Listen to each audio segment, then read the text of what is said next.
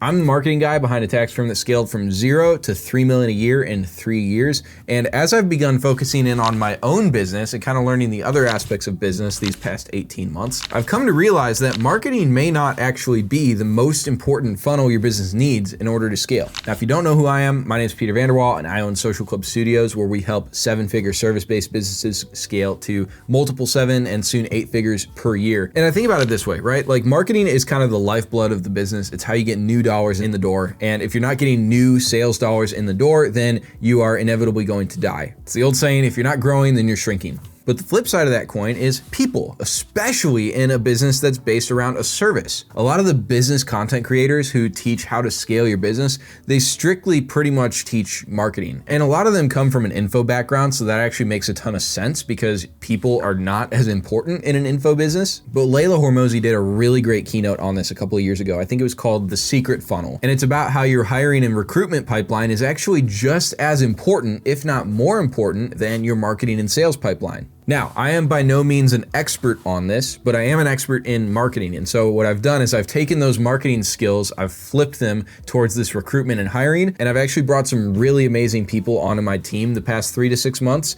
And so I just want to share with you the process that I used.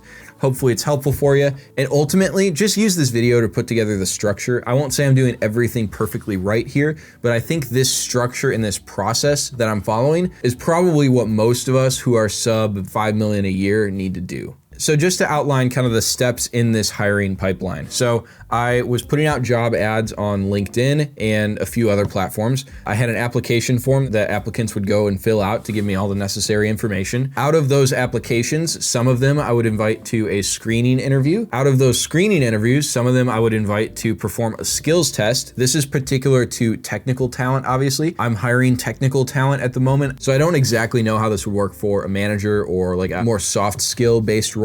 But then after the skills test, we'd invite a portion of those candidates to final interview, and then we'd go ahead and select the person that we actually want to hire. And so what I did going into this was I actually built out a pipeline for this inside of ClickUp, which is like the main project management software that we use at my company. You could also do this in Notion. You could probably do this in Airtable. And there's a good chance you have a software you're already using that is capable of this. But on the off chance that it's not, I'm going to be showing you ClickUp. It's going to look very similar in Notion or Airtable if you built it out there. So first thing is obviously the job ad. And so what I did is I actually had the job ad in 2 different places. So first off, I had it on the actual platforms. So think LinkedIn, Indeed. I actually, for a couple of these roles, I posted the job ad on my Instagram because I have actually a lot of creative technical talent following me, a lot of video editors, a lot of copywriters, like people like that.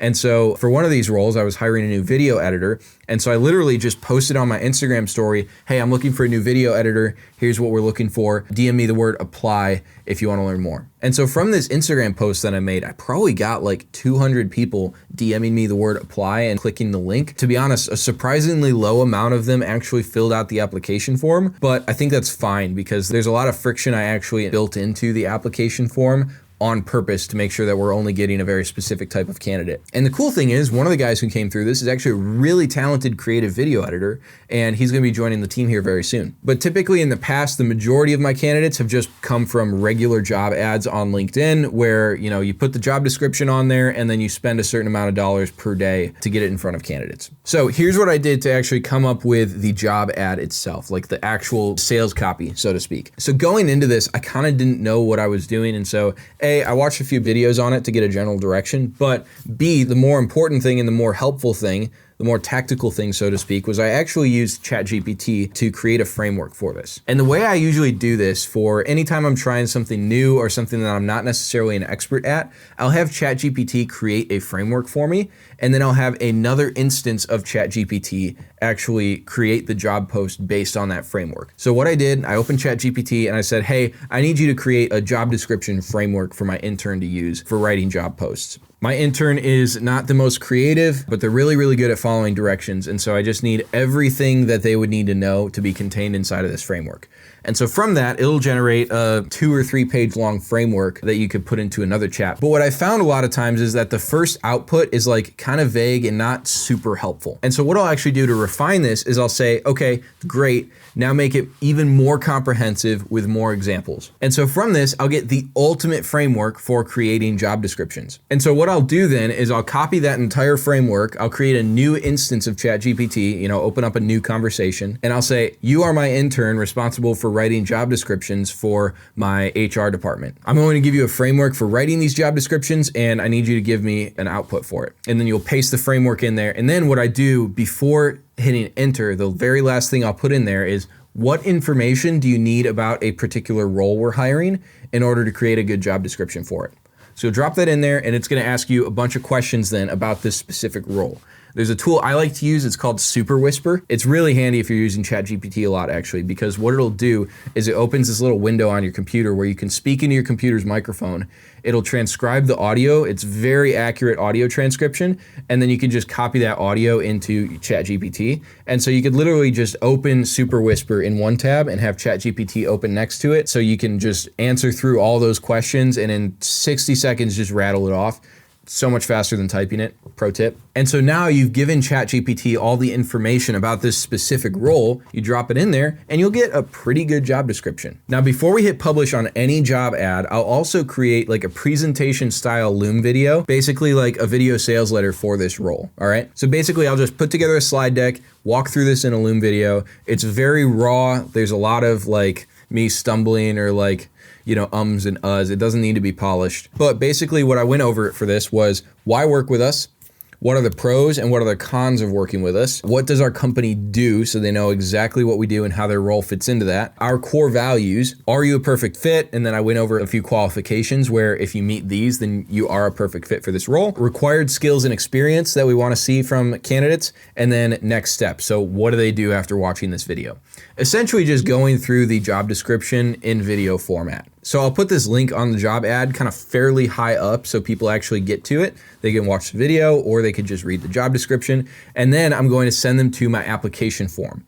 So before you hit publish on the ad, you want to make sure you got the application form dialed in. So obviously don't hit publish yet, make your application form, and then you'll know, you can just go back to this step and hit publish on the ad. But the application form, I actually built this out in ClickUp and I have the following questions on it. So first off, I've got a video editor application for Social Club Studios. One thing that I would do differently in the future is I would actually include the full job description on here that I have on the other platforms, because I also send people this if they DM me, if they email me, or for example, if they follow me on Instagram and they find this job description. But the thing I include in here is I'm asking them for an application video, every single candidate. This is particularly important for remote roles, but I would still probably do it for in-person roles. And I just asked them 3 questions, okay? So I asked them, what's your name? What are you looking for in a new role? And why do you think you're a good fit for this role, okay? So the reason I'm asking for this application video is not necessarily because I need the answers to these questions, because I'm also actually gonna ask these questions on the screening interview. But the reason I'm asking this is because I wanna get a feeling for their communication style. Particularly for my company, some of these technical roles we hire overseas. We tend to go Philippines and South America. And so it gives me a chance too to like judge their verbal communication abilities in English. And the other thing is they have to link this video. They can't like upload it directly. So they have to actually know how to like upload it to Google Drive or upload it to Loom or somewhere where they can link it out to me. So it kind of gets a very basic baseline of like computer and technological literacy. The other thing I included on here is I asked for an EF SET English score. Okay, this is like a standardized English scoring system. You can actually create a free company profile with them and offer this complimentary to your candidates, but this is like a must-have for overseas hiring, okay? Obviously, if you're hiring US or Canada, it's not that big of a deal. Maybe a words per minute test would be a better gauge depending on the role. And I was honestly astonished by how many people just like didn't include this. A lot of people put in like NA or they just put in a period into this or something because they didn't want to take 45 minutes to take this English exam and give me an actual certification for their English level. Wild. But this is why putting friction into this process is so important. Just like you would do this from a marketing standpoint to kind of qualify a lead and like gauge how hot they are or how ready to buy they are. You do this for a job application to kind of gauge how interested are they in this role. So the people who are just like applying to a million different roles and like, who knows what they're actually doing or looking for or whatever, they're not going to fill out this application because it's too much work. Or they're going to fill it out wrong and I can immediately filter their application out. But the people who are bought in are actually going to take the 45 minutes to take the English exam, get their certification level, and drop it in this application here. And that's what we actually found. So the rest of this stuff on this application form is actually super basic. So I just have name, email. In this case, this form specifically was for a video editing role, and so I wanted links showcasing their video editing experience, an application video link, which we talked about, the resume/CV, right? Obviously, EF set English score, and then attached certification of this score. And then where did you find out about this role? Because obviously we've got it on LinkedIn, we've got it on Instagram and Indeed, and I'm not installing Hyros on this or something to try to track where these people are coming from automatically. So from here, as soon as somebody fills out this application, they automatically end up in this application phase here in my pipeline. And you can see this actually looks just like a sales pipeline in a CRM. We've got these different stages, we've got people organized by stage. And people are moving down the stages as they get closer and closer to actually receiving an offer and getting onboarded with our company. And so just to walk you through this, we've got application. Then if I like their application, I'll move them to screening, and I'll go ahead and schedule a short, like 10-minute screening call with them. Basically just ask them a couple questions. And honestly, I want to weed out about 50% of the good applications through this screening process. From there, anybody who makes it through the screening process at my company, every single technical role is going to do a skills test before they come and join our team. And a lot of times that will be a paid skills test because I want to compensate them for their time. I want to be reasonable here and like actually get them to go through the process. So I'll pay them like basically a project rate for that skills test. Just keep it simple. For a video editor, it's like, hey, I want you to edit 3 videos for me. For an IT specialist, it's like, hey, set up this client CRM account. Like something simple that they can do in just a couple of days, and you can kind of gauge how well they do it. We'll talk about that step in the process in a moment here. But then the people who do the skills test and you like their approach to the skills test, they did a good job, then you can move them to a final interview. You talk to them, and then out of those, you pick who do you want to make an offer to, and then obviously go ahead and onboard them, right? And something that I did that I will definitely keep doing in the future is I have a 5-star rating system for each of these stages in the pipeline. So for the application, for the screening interview, for the skills test, and for the final interview, I have a 5-star rating. And so then each candidate will get a cumulative score of how many out of 20 stars basically they got on all those stages. And so it makes it really easy to kind of at a glance, kind of just like rate and rank each candidate at each stage in the process. Okay, let's talk screening interview, right? So these are super, super short. I keep them to like 5 to 10 minutes. And basically what I'm trying to gauge here is like, do they meet the minimum requirements for this role? And do they kind of generally speaking align with the type of culture I'm trying to build at my company? And so a couple of things I'm going to try to figure out here are, how does this person show up in a face-to-face conversation, right? We hop on Zoom or we talk on the phone. How do they show up? How do they communicate? Do they seem like super nervous and uptight? Do they seem casual and confident? Next, I want to get kind of a general feel for their technical expertise. Obviously, a lot of that is going to be shown in the skills test, so I don't need to get too crazy here, but I just kind of like cherry pick a couple of technical questions that would relate to this role. And basically what I'm looking for is like, how specific is their answer? I'm not necessarily a technical expert in every part of my own business. I shouldn't be, realistically. And so I don't even necessarily know if these answers are right or if these are like the best answers that they could give. But generally speaking, a more specific answer, a more clear answer is going to be indicative of a higher level of expertise than a less specific, more general answer. If they're able to answer very clearly, very quickly, very specifically, then it kind of seems like they know their stuff. And if they kind of take a little bit to figure out what to say, if they're kind of like vague and non-specific, then it's like, okay, they probably don't have a real good grasp on this part of the technical process.